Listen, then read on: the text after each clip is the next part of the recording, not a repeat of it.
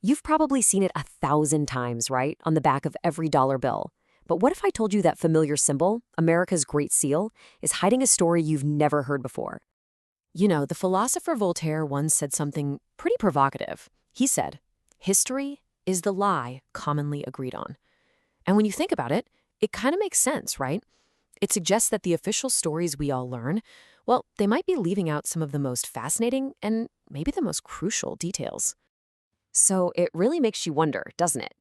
What if the story of America's founding, the one we all learned in school, is missing its most important chapters? What if the blueprint for this nation wasn't just cooked up in Philadelphia, but was actually inspired by sources that are way older and a lot more mysterious? Okay, so our journey to uncover this hidden story, it doesn't start in Europe. Nope. It starts right here in America, centuries before Columbus ever set sail. And it starts with something called the Great Law of Peace. Think about it. The story we always hear is that American democracy was basically a direct product of the European Enlightenment. These brilliant ideas from guys like Kant, Montesquieu, and Locke. A great idea, sure, born in the old world, and then just perfected over here in the new. But check this out. In 1751, Benjamin Franklin himself wrote something pretty shocking. He said, "It would be a strange thing if 6 nations of ignorant savages should be capable of forming a scheme for such an union, and yet a like union should be impracticable for 10 or a dozen English colonies." Now, the key thing here, and this is really important, is his tone. He's not mocking them, not at all. He's actually expressing this deep admiration. And you can almost hear the frustration in his voice, like, why can't we get our act together like these guys already have? So who were these 6 nations he was talking about? Well, they were the Haudenosaunee, who you might know as the Iroquois Confederacy. And this wasn't just some loose alliance. We're talking about a super sophisticated federal union of 6 nations. They had a constitution, the Great Law of Peace, and it was established as early as the 12th century. Let that sink in.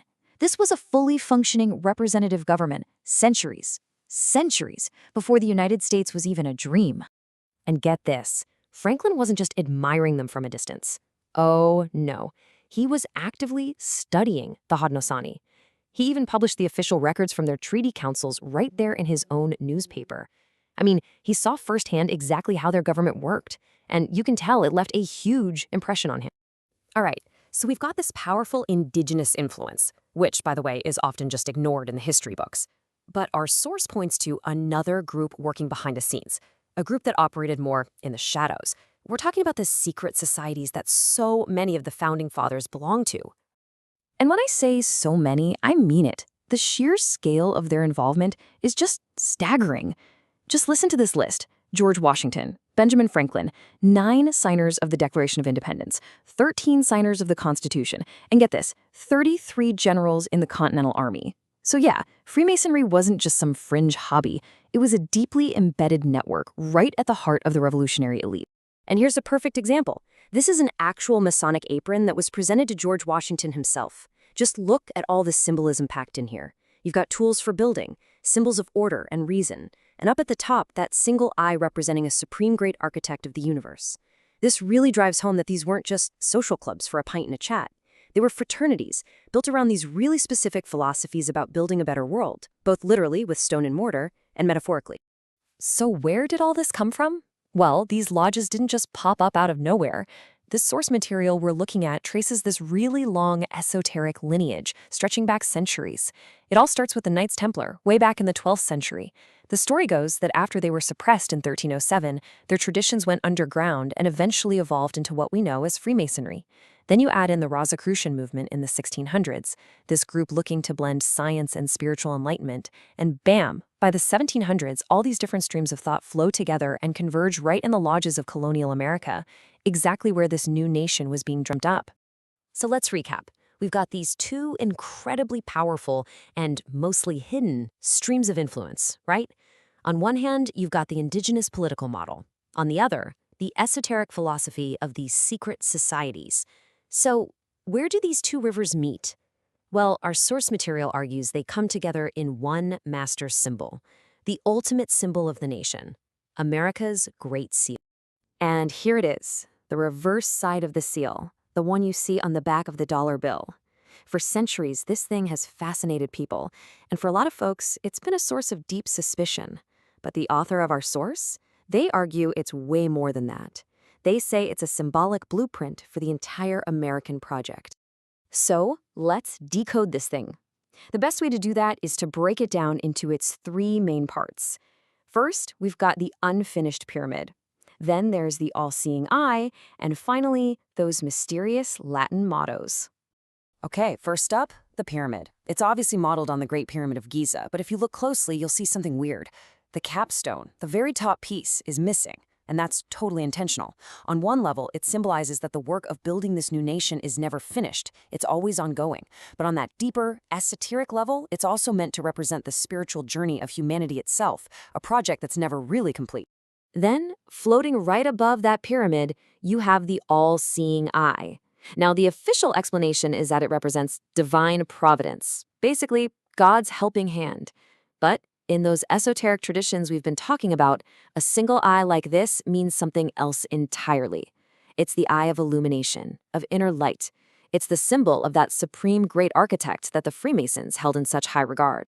And then, of course, there's the motto that causes so much controversy: Novus Ordo Seclorum. You've probably heard it translated as New World Order, right? And yeah, that translation is what fuels a million conspiracy theories about some plan for global domination. But our author argues that's a mistranslation. The real meaning is closer to a new order of the ages. So it wasn't about some secret cabal. It was a really bold declaration saying that America was kicking off a brand new era of enlightenment for all of humanity. So if that's what all these symbols mean, what was the point? What was it for? Well, this is where it gets really interesting. The author of our source suggests the seal's purpose isn't just to look back at history.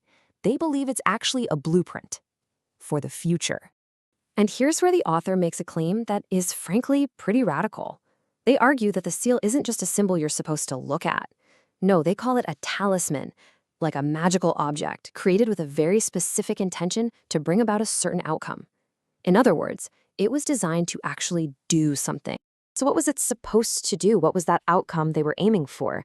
Well, according to the source, America's true, hidden purpose, the one encoded right into this talisman, is to spread the transformation of human consciousness beyond our individual country and to the planet. Wow. So we're not talking about a mission of political or military conquest here, but one of spiritual evolution. So when you look at it that way, the seal isn't just some dusty old relic from the past. The author presents it more like a lamp of wisdom, something that was meant to guide the nation through its darkest times, just like George Washington's own spiritual beliefs might have been the very thing that got him through that brutal, hopeless winter at Valley Forge. And all of this leaves us with one final, really big question. Is the Great Seal just a historical curiosity, a cool collection of forgotten symbols, or, as our source suggests, is it an unused key to the future, a blueprint for a national destiny that we have yet to even begin to fulfill?